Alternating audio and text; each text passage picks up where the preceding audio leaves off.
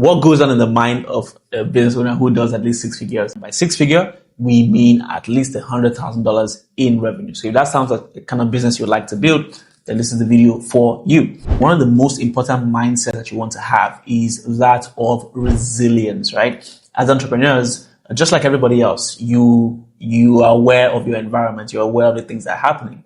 And if you pay close attention to what happens in the media, for instance, you will see that it's an entire story of gloom and doom, right? There's always something negative happening. But the truth is, despite all of those things, you have to be able to train your mind to understand that as much as bad things happen in the world, good things happen too. It's just that it just makes more sense to sell bad news because it gets the attention of everybody else. But that's the distraction that you want to get your mind away from, right? You want to maintain a state of mind that is resilient to everything else that's happening around. Now, this doesn't mean that you ignore what's happening around, but you get to pick and choose what's for you and what's not for you. As much as there are industry related media and whatnot, those things at the end of the day still boil down to how exactly you apply them in your business, right? So you want to make sure that you have a resilient mindset that blocks out the noise, right? And is not moved, it doesn't waver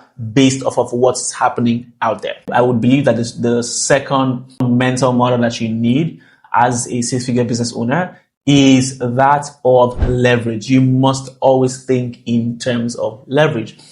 Leverage thinking is essentially what some people would call smart work, right? Working smart. There was this whole thing about working smart, working hard, but that's a conversation for another day. But leverage thinking is simply about how to take advantage of what already exists to get outsized results without you putting in a lot of manual effort. So how can you organize a more talented team that buys back so much more time for you to be able to do other things that you want to do, right? That's leverage thinking. How can you use credit the right way in your business instead of trying to fund the business growth using just cash only? That's leverage thinking. Now, a lot of people have already had, counter foundations to some of these things, like especially things like credit, right? Some people say credit is good. Some people say credit is bad. But is credit good? Is credit bad? No one really knows, but there's people who know how to use credit the right way. And so if they do know how to use credit the right way, why shouldn't you too, right? How do you leverage resources that exist to get outsized returns, right? So when you, for instance, let's piggyback on the credit thing for a minute. Let's assume that you're like, hey, credit is bad. I'm never going to take credit in my business. And your business is making 50,000, right? And the profit from that is 20,000. So you only have 20,000 to be able to reinvest back in your business. But somebody else with 50,000 in revenue goes on and takes a credit line of 50,000, right? Or 40,000. All of a sudden they can grow twice as fast as you, right? By just leveraging credit. And of course, the business keeps making money to be able to pay off that credit at reasonable rates, of course. So that is an example of how to use leverage the right way. So as an entrepreneur, most of these things are not taught to you at birth. You have to learn them as you go. So it is your job to understand, okay, what exists for me as a business owner that I can leverage on, right? I just give you good examples: talent, right? Credit, because you cannot always fund every type of growth using cash alone. Again, depending on the type of business you're looking to build and looking to grow to, you would need credit at some point. Another good way of getting credit that I like to do so much is negotiating future payment terms with vendors. So they offer service, right? But you pay in arrears. So that means that you have cash today in your business. While it's their money, it's a payable. You're eventually going to pay the money. But today your business is functional, maybe has working capital to produce more, or some other form of operational capital that then grows even further, brings more return. So by the time you now have to pay back the vendor, you already have some returns from that money. That's a way to leverage that relationship. So relationships, right, are ways that you can build leverage too. So keep developing your network as a business owner, because you can leverage that network to get access to things. Right? Many of these things I'm saying, there's people who would have foundational theories that kick against it, right? Hey, that's nepotism, that's favoritism and whatnot. Well, that's not what I'm going to be arguing about.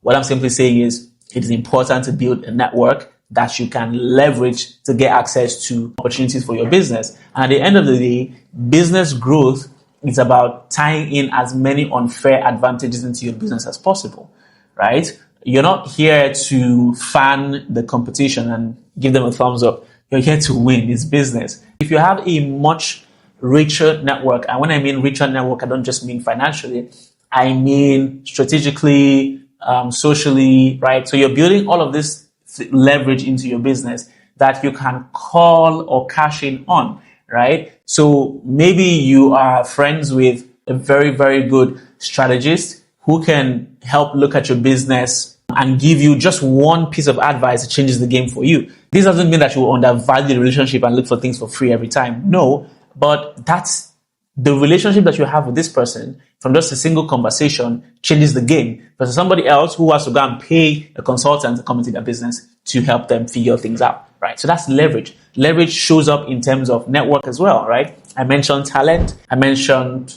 networks, right? I mentioned credits, okay? So those are, very strong forms of leverage that you can take advantage of as a business owner to grow and scale your business even faster. It makes no sense to do business alone, especially when there are entrepreneurs around you so much. So why not keep building and making connections with other people who can also help you go further along your journey? You can't know everything. A pre-existing knowledge had to exist for you to get here. So why do you think that for you to get to a further or future place in your business, you wouldn't need even more of that knowledge, right? And of course, if you're watching this video, you're probably somebody who seeks a lot of knowledge in business. So well done to you. So we'll just do a quick recap here. Resilience, right? Every single day as a business owner, you're going to see a lot of things in the media. You're going to hear a lot of things. Even people closest to you would say things sometimes that do not align with how you think, right? So you must build up the mental resilience to block those things out and only let what is rich and enriches your mind to come in. And then secondly, you want to think from a position of leverage and not manual effort. How can I do everything myself? No. How do I stretch all my resources to the very last? No. Leverage. What exists out there? What resources exist out there that I can tap into to grow even faster? Give you good examples. Talent, right? How do I get better people on the team? How do I get more top performers on the team?